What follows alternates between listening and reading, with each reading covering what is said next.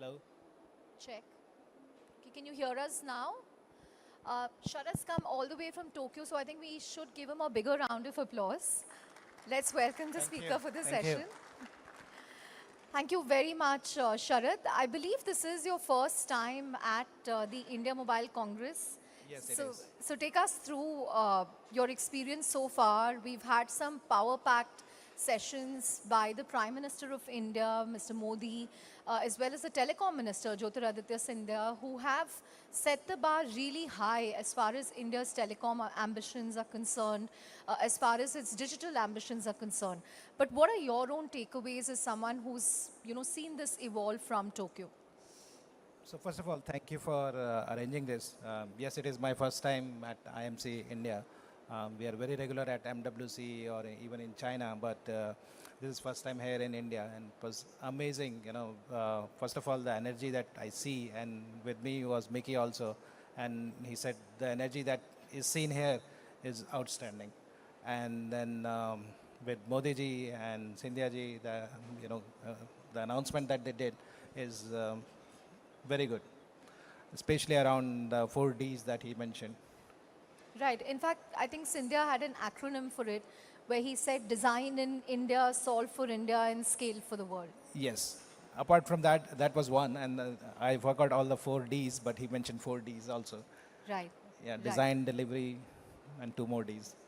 Right. But in terms of the opportunities that you see here, because if one looks at Rakuten in Japan, it's a conglomerate which has varied interests. Some describe it as the Amazon of Japan, but it's clearly more than that. It's not just e-commerce. You're in telecom, you're in gaming, you're in telecom, you're also on the vendor side. Tell us about your ambitions for India, your vision for India. So I think first thing, Amazon of Japan was 10 years back. Now, overall, Rakuten is much bigger there, and this year we are targeting about 20 billion of revenue. Most of it is coming from Japan, and we are the biggest on the e-commerce and fintech business, trading, security, well, you name it, any kind of e-service. Rakuten is number one. There are about 70 group services that we offer, and 2018 we started with connectivity, which is Rakuten Mobile as well. Right. And in terms of your India presence, I think you have what, over 3,000 people here? So going back, in 2018 we started building the Rakuten mobile network in Japan, and during this journey we acquired many companies. To start with, the first company was based in Indore. So there are about 1,000 employees that we have in Indore, and that's a company that does all the OSS and automation and AI. The second company we acquired was Altiostar, which was headquartered in Boston, but most of the people R&D resources in Bangalore. And then third one was Robin, which is a cloud player. So among them all, we have about 3,000 people in Rakuten Symphony in India, and another 2,000 who are supporting group services. Right. So We're, 5,000 people. we're also talking at a time when GCCs or global capability centers have taken off in India in a big way. Many are announcing expansion plans here on the back of technology talent. In fact, today there was an announcement by a foundational AI company, Anthropic, in the US, which is setting up office in Bangalore. Tell us about your own expansion plans. Where do you see opportunities going forward? Where will you be expanding? Where will you be investing here? So in India, we have three major offices. Another office is in Delhi also, but that's another company called Rakuten Advertisement or marketing company. But mainly the tech resources are in Bangalore, Indore, and Pune, and we will continue to scale up the team. That's one, both on R&D resources as well as support resources. Apart from that, since we are focusing on AI, as you know, we started much earlier because of our fintech business and e-commerce system rather than telecom. So those are the two areas that will be expanding. Right. For the audience here, can you tell us about the technology trends that you're excited about the most from a 12 to 16 month frame? Well, if talking about Rakuten Mobile again, because I am heading Rakuten Mobile, we are, as per the TMF forum standards, we are aiming to get to level 4 out of level 5, which means in terms of autonomous network journey. So that's the key area that we are working on, and I think most of the network operators will aim, today probably they are at 2.53, but they will eventually in 18 months or 2 years, they will aim to reach 3.5 or 4 levels.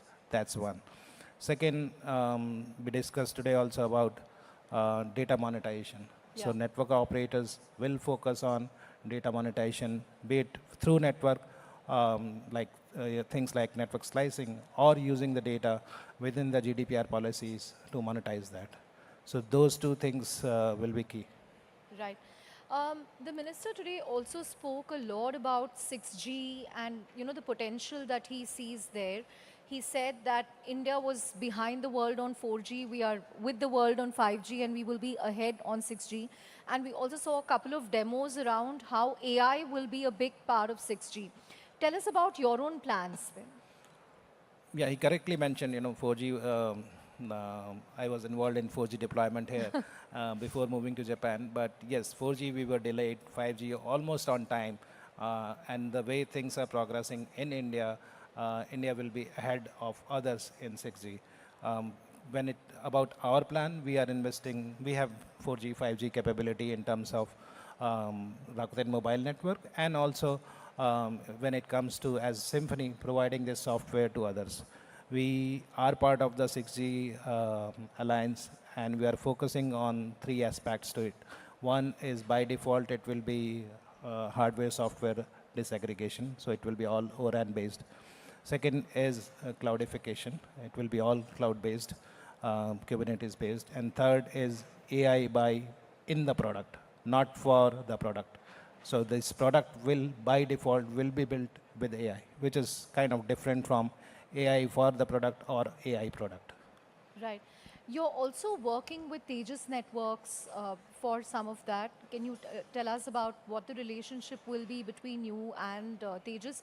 Because they are like a breakout hardware manufacturing company. If you can take us through your relationship with Tejas.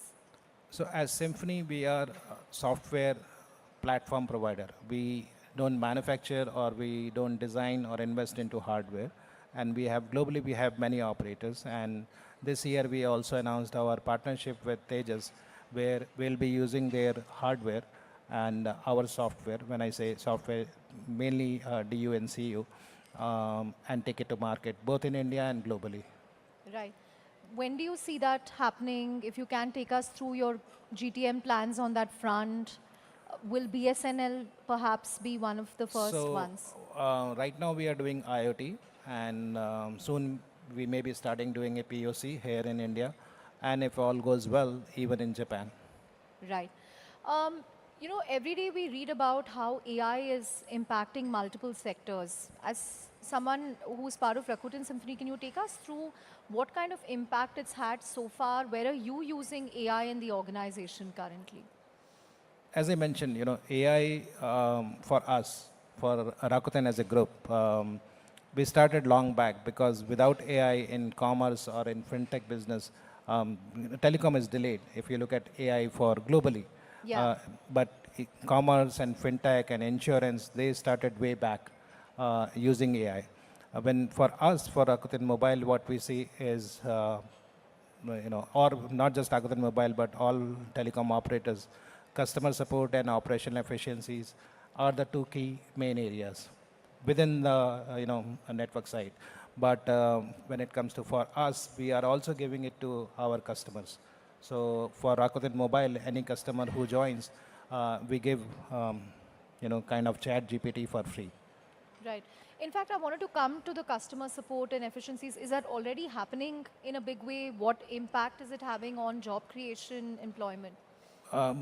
Customer support, yes, in a big way. Today our resolution rate by AI is close to 80% on the customer complaints, not just for Rakuten Mobile but also for our other business. So we are using it in a big way, and same thing for operations. So we got rid of all the L1 engineers in the network team. Right.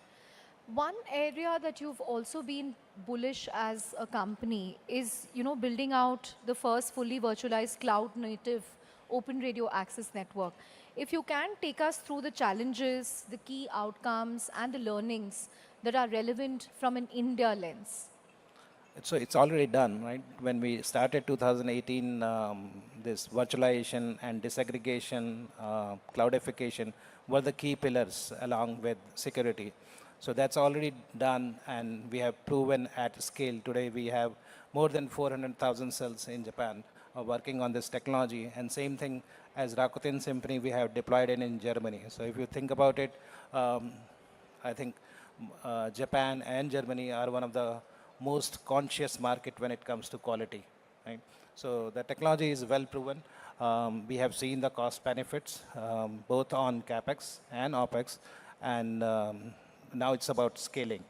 And to scale, what other market better than India? Right.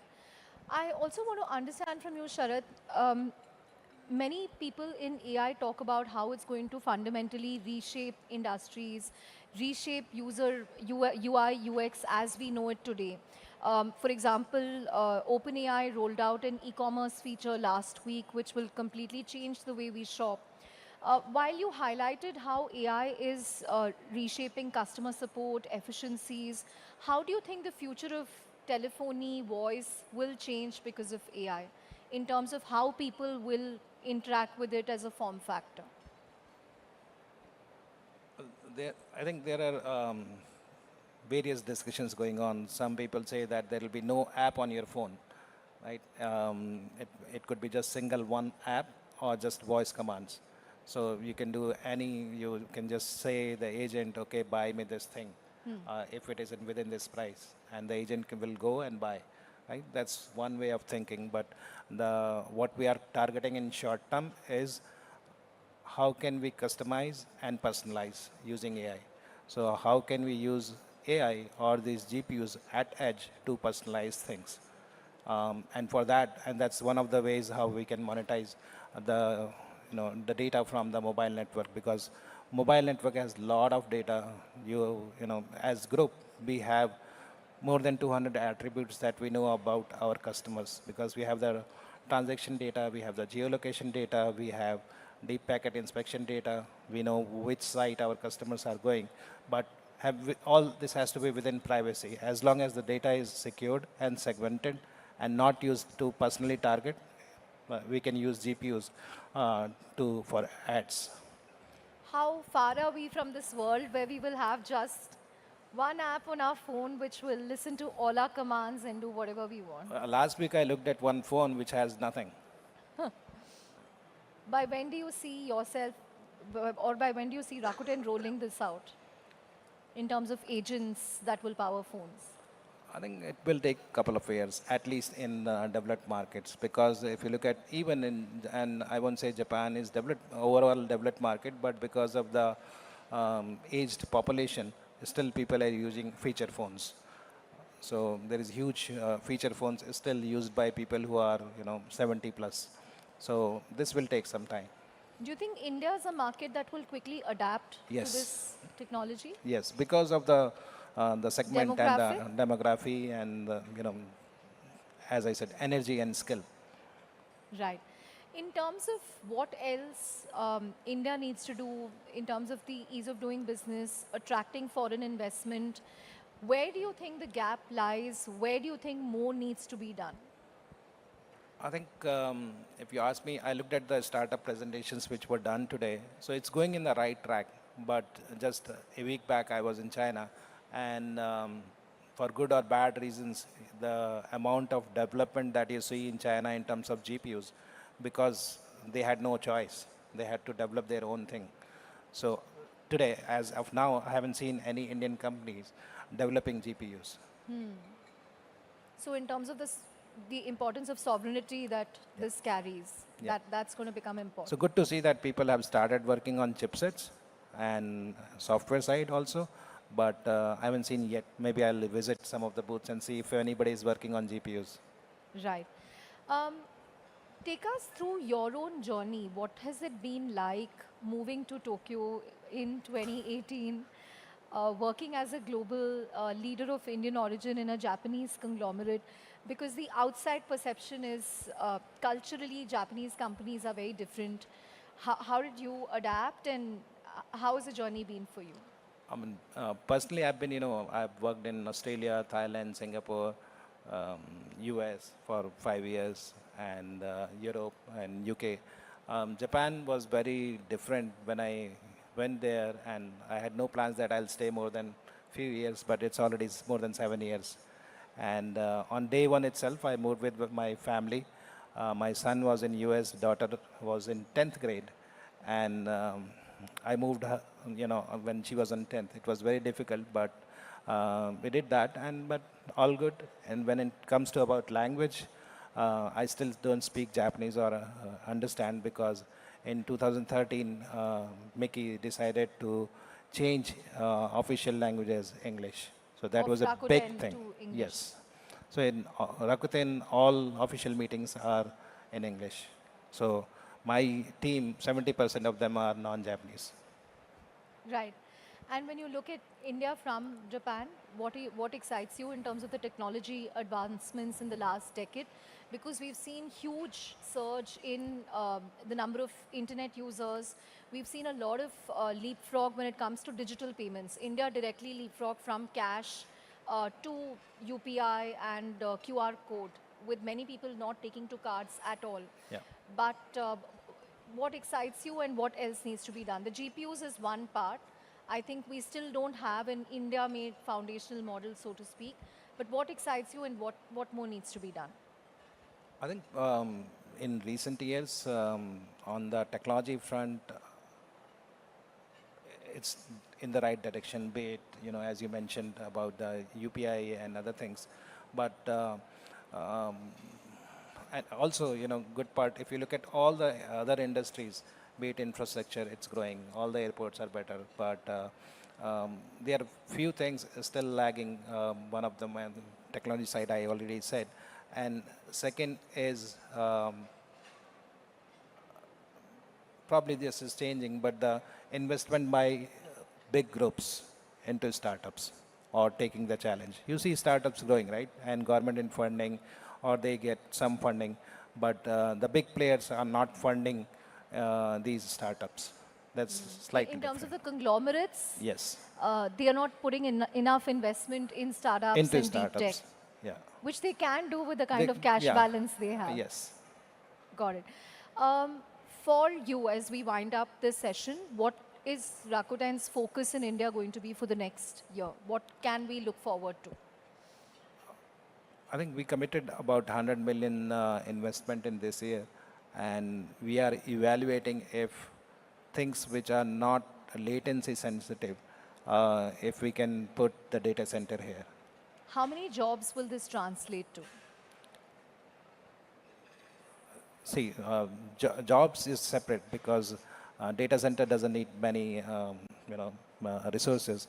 But when it comes to jobs, probably, we are, as I said, we are at about 5,000, and with all the efficiencies which are coming in using AI, we are not laying off anyone, but the increase will be not huge in next couple of years. Right. Finally, on a personal note, how are you using AI every day?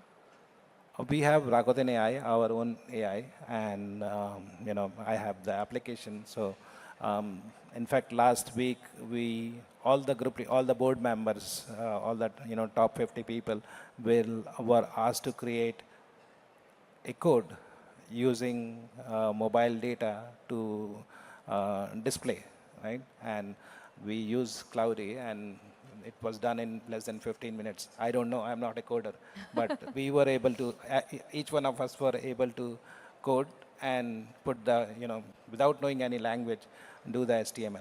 Vibe coding, as they Yes. call it. On that note, thank you very much, Sharad. Thank you Thank very you. much. Thank you Thank you. so much.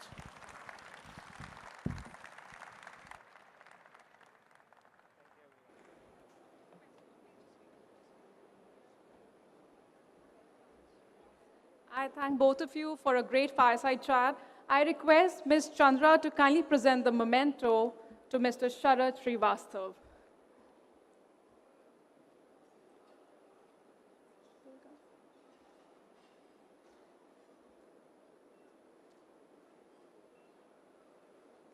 Thank you so much.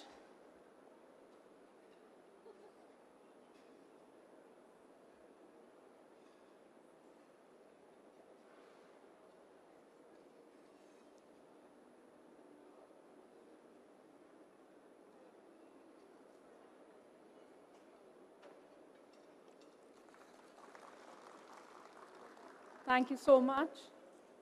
And now I request the KPMG team to kindly come and present the memento to Ms. Chandra R. Srikant.